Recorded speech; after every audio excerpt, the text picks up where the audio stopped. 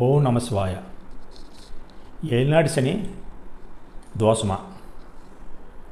ఏలినాటి శని అందరికీ దోషం కాదు, అందరికీ శుభాన్ని ఇవ్వడు. ఇది ఎలా అంటే, ఏలినాటి శని జరుగుతున్న వారికి ఆ జాతక చక్రంలో శనీశ్వరుడు అనుకూలంగా ఉంటే గనక అంత బాధ పెట్టడు, అనుకూలంగా లేకపోతే గనక బాధ పెడతాడు. ఏలినాటి శని 7.5 సంవత్సరాలు, 2.5 చొప్పున. మొదట 2.5 కొంతమందికి కష్ట నష్టాలు ఇస్తే కనుక మిడిల్లో ఆ కష్ట నష్టాలు లేకుండా యావరేజ్గా వెళ్తుంది. లాస్ట్ 2.5 సంవత్సరాల్లో మంచి ఫలితాలు ఇస్తారు. కొంతమందికి మొదట 2.5 సంవత్సరాలు మంచి శుభ ఫలితాలు ఇచ్చేస్తాడు, మధ్యలో యావరేజ్గా వెళ్తుంది. లాస్ట్లో 2.5 సంవత్సరాలు వెళ్ళిపోయే ముందు కష్ట నష్టాలు పాలు చేసి ఏలినాటి శని కంప్లీట్ అవుతుంది.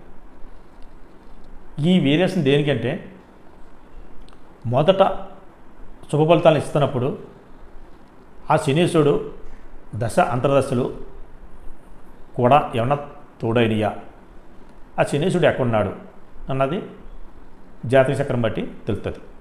అలాగే మొదట శుభ ఫలితాలు ఇస్తున్నప్పుడు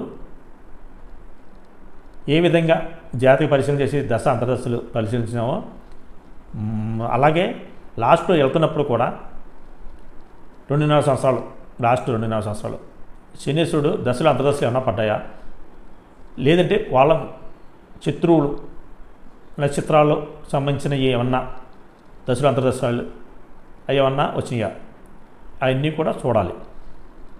అవి చూడటం వల్ల మొదట 2.5 సంవత్సరాలు యోగిస్తుందా, లాస్ట్ 2.5 సంవత్సరాలు యోగిస్తుందా అన్నది ముందే గ్రహించవచ్చు.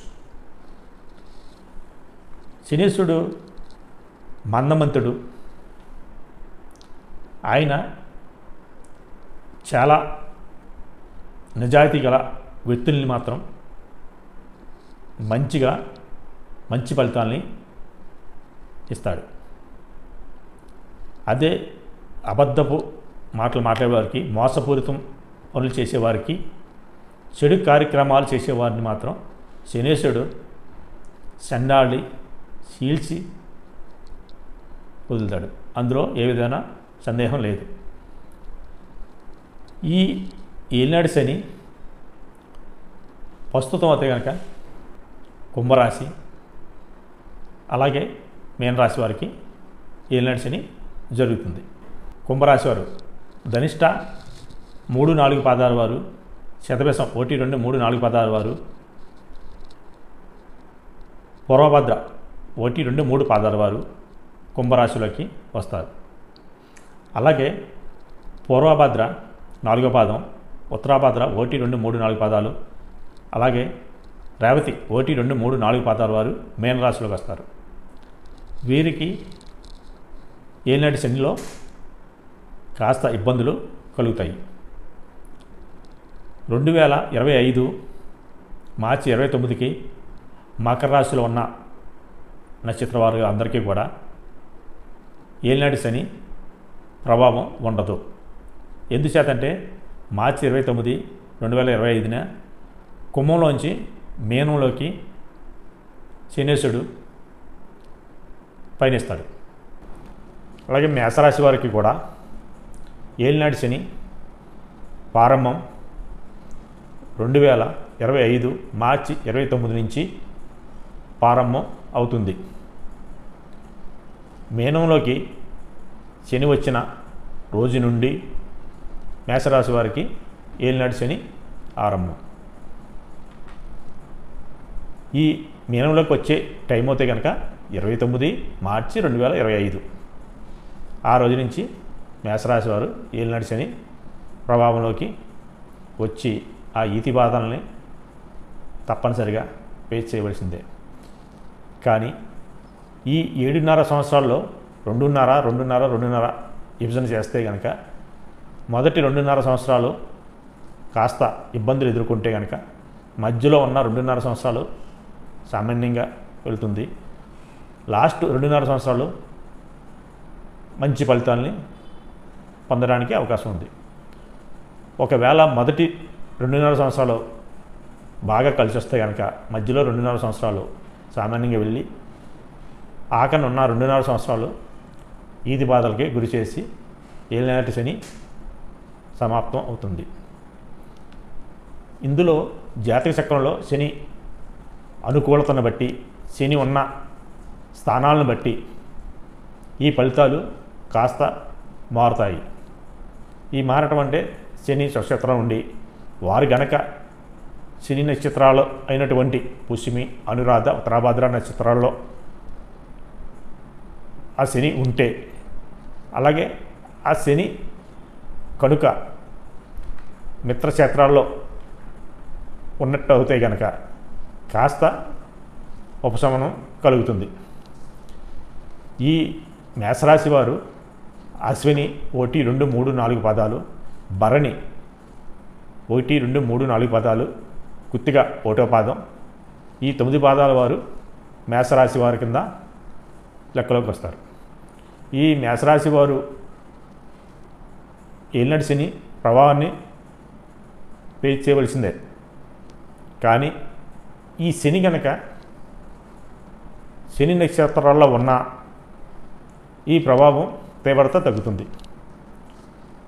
సపోజ్ శని పుష్యమి నక్షత్రంలో ఉన్నట్టు అవుతే కనుక అది కర్కాటంలో ఉంటుంది కాబట్టి, కర్కాటం చంద్రుడి స్థానం కాబట్టి ఆ చంద్రస్థానంలో శని ఉండటం అంత మంచిది కాదు. ఈ చంద్రుడు ఆ స్థానాధిపతి, 4వ స్థానాధిపతి చంద్రుడు ఎక్కడున్నాడో చూసుకోవాలి.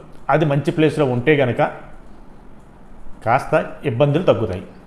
చంద్రుడు కరెక్ట్ ప్లేస్లో లేకపోతే కనుక, చంద్రుడు కనుక ఆ చంద్రస్థానం అయినటువంటి కర్కట రాశిలో ఉంటే కనుక శని చంద్రులు కలయిక ఉంటుంది కాబట్టి, ప్లస్ శని 4వ స్థానం ఉండబట్టి తల్లి తరపు ఇబ్బందులు ఎదుర్కోవటం అన్నది ఈ మేషరాశి వారికి జరుగుతుంది. అలాగే అనురాధ నక్షత్రం, అనురాధ నక్షత్రం వృశ్చిక రాశిలో ఉంది కాబట్టి శని వృశ్చిక రాశిలో ఉంటే కనుక వృశ్చిక రాశి మేషరాశికి 8వ స్థానం అవుతుంది. అక్కడ ఆరోగ్యం పరంగా కాస్త ఇబ్బందులు, సమస్యలు ఉండటానికి ఉన్నాయి. అదే ఆయుస్థానాధిపతి 8వ ఇంట కుజుడు అదే ప్లేస్లో ఉంటే కనుక కాస్త చిన్న చిన్న యాక్సిడెంట్లు, బోన్ ఫ్రాక్చర్స్ అవటానికి అవకాశం ఉంటుంది. అదే ఉత్తరాభాద్ర నక్షత్రంలో మీనరాశిలో శని ఉంటే కనుక అది మేషరాశికి 1000 స్థానం అవుతుంది కాబట్టి విపరీతమైన ఖర్చు, ఆరోగ్యపరంగా ఖర్చు కనిపిస్తుంది. ఆ ఉత్తరాభాద్రం నక్షత్ర స్థానం అయినటువంటి మీనరాశికి అధిపతి అయినటువంటి గురుడు ఆ మీనరాశిలో ఉంటే కనుక గురుబలం తగ్గుతుంది. ఎందుచేతంటే గురు శనులు సములు, నువ్వెంత అన్న టైప్లో ఉంటుంది. గురుడికి స్వక్షేత్రం అయినప్పటికీ కూడా అదంత మంచి ప్లేస్ కాదు. ఎందుచేతంటే శని ఉండబట్టి. అదే శని లేకుండా ఆ ప్లేస్లో గురుడు ఉంటే కనుక గురుడికి స్వక్షేత్రం అయినప్పుడు బాగా గురుబలం ఉంటుంది. ఈ గురుడు శని కలయిక వల్ల కొంచెం ఇబ్బంది. ఈ గురు శనులతో పాటు ఇతర గ్రహాలు కనుక అక్కడ ఏమన్నా కలయికతో ఉంటే కనుక, నేసలో పడి ఉంటే కనుక ఆ గ్రహం, 3వ గ్రహం ఇంకాస్త అనారోగ్య సమస్యలు, ఇబ్బందులు ఎదుర్కోవడం తప్పదు.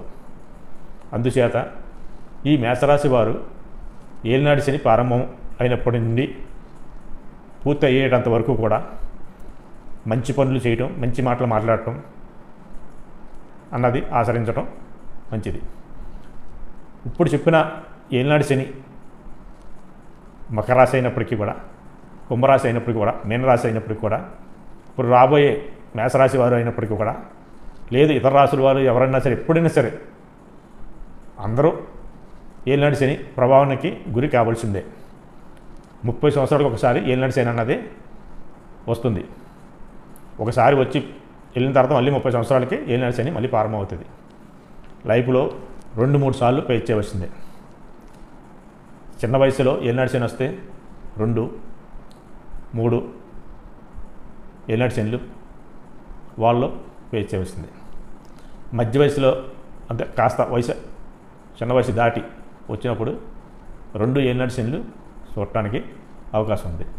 ఇక్కడ 3 ఏలినాటి శని అంటే 3-30-90 సంవత్సరాలు. స్టార్టింగ్లో ఏలినాటి శని వస్తే కనుక పుట్టిన వెంటనే ఇంకో 2 చూడటానికి అవకాశం ఉంది. అంటే సుమారుగా 90 సంవత్సరాలు ఆయుర్దాయం.